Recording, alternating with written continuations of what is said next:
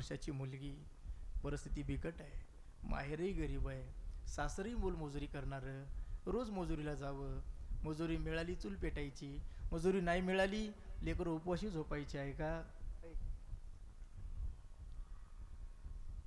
85 वर्षाची माय 4 दिवसापासून खाली टाकलेलं आहे, तिला पोटात अन्नाचा कण नाही, पाण्यात थेंब नाही, जीव गुंतलेला मुलीमध्ये. सांगितलं पोरं हो काय आई ताईला निरोप द्या रे, तिला म्हणाव जेवत असतील तिथं तर हात धुवायला इथंही म्हणा, तुझ्या जीव गुंतला, कोणीतरी निरोप द्या. पूर्वीचा काळ होता, मोबाईलची सुविधा नव्हती, बाजारच्या दिवशी निरोप दिला जायचा आणि म्हणून बाजारच्या दिवशी त्या ताईला निरोप दिला.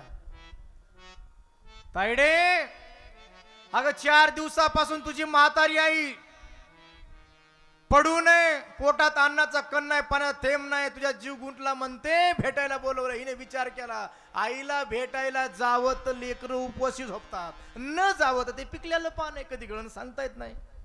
4 दिवसापासून पडू नये, कसं करावं या विचारामध्ये बघता बघता 2 दिवस गेले. आणि 3ऱ्या दिवशी दुपारच्या सुट्टीला तिच्या मैत्रिणी झाडाखाली न्याहारीला बसल्या जेवायला.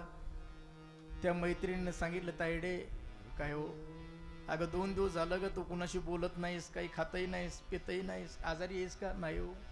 कुणी काही बोललंय का? अजिबात नाही हो. काय भांडण वगैरे? नाही हो. अगं मग का बोलत नाहीस?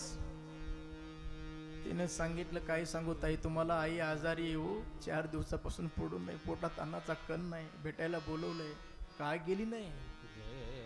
आईला भेटायला जावं तर माझी चिमुकली उपवाशी झोपतात. त्या मैत्रिणी सांगत होत्या तायडे अगं ही मजुरी जन्मालाच गेली आपल्या, ही दरिद्री आपला हात धुवून माग लागलेली आहे. पण अगं रडू रडू भिंतीवर मुंडका आतून जरी रडलीस तरी गेलेली माय पुन्हा भेटणार नाही. जा एकदा आईला भेटून ये. ओ 2 शब्द सुखानं बोलू दे. ऐका समजूत काढली, घरी गेली, झोप येईना रात्री, सकाळी आईला भेटायला जायचंय पण सोबत घेऊन जावं काय, घरात उंदीर मेला तरी धान्याचा दाना नव्हता, म्हणून 4 घरचं बाजरीचं पीठ गोळा केलं, 2 भाकरी केल्या, त्याच्यावर तेल चटणी ओतली, ते एका मळकट कपड्यात बांधल्या, ते एका पिशवीत टाकलं आणि पिशवी घेऊन ती ताई सकाळी 7ला घर सोडते. आहे का? तिकिटाला पैसे नव्हते, पायी पायी गेली हायवे पर्यंत. माहेरचं एसटी स्टँड गाठलं, माहेरची एसटी लागली, एसटीत बसली, घाई घाई एसटी निघाली. बघता बघता बघता कृष्णाबाई दुपारचे 2:30 वाजलेले. दिवस 17 मेचेच होते. डांबरी तापलेला होता. 2:30 वाजता हिच्या माहेरचं स्टँड आलं.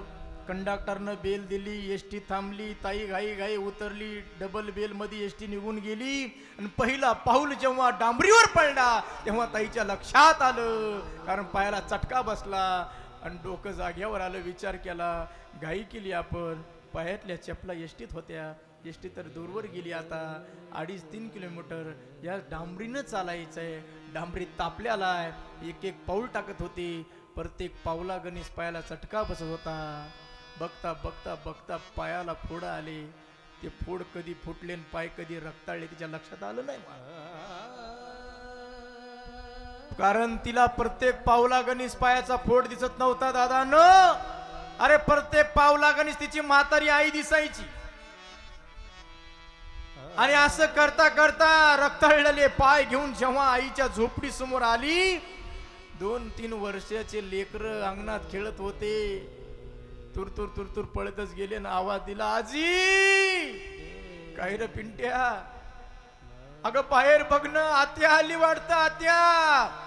अरे आत्या हा शब्द ऐकला, मराईच्या मार्गी लागलेल्या माशावर पाणी वतावत तशी त्या म्हातारीची अवस्था झाली आहे का.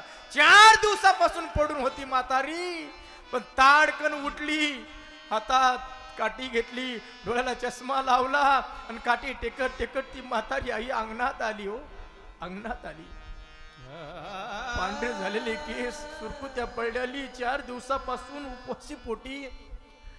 त्या म्हातारी आईनं आवाज दिला, ताई आली का ग? हो ग आई आले ना.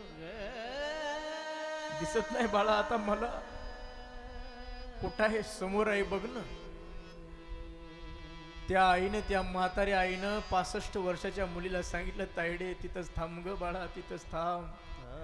तसंच काठी टेकत टेकत ती म्हातारी झोपडीत जाते.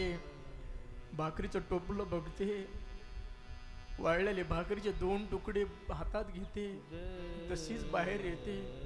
एक भाकरीचा वाळलेला तुकडा ताईच्या उजव्या अंगाने फिरवते, एक डाव्या अंगाने फिरवते, तोंडावरून हात फिरवते आणि 85 वर्षाची म्हातारी आहे त्या 65 वर्षीच्या मुलीच्या तोंडावरून हात फिरून पोट म्हणून आशीर्वाद देते. ताई, एवढ्या उन्हातानाची आलीस बाळा, सुखाची राशील. मी का सांगतो, हा आनंद कुठपर्यंत आहे? जोपर्यंत आपली माय जिवंत आहे तोपर्यंत आनंद आहे. एकदा माय गेली, भावाच्या घरावर सोन्याचा पाऊस पडू द्या, तो आनंद गेला महाराज, गेला. हे प्रेम आहे. कडकडून मिठी मारली आहे ना,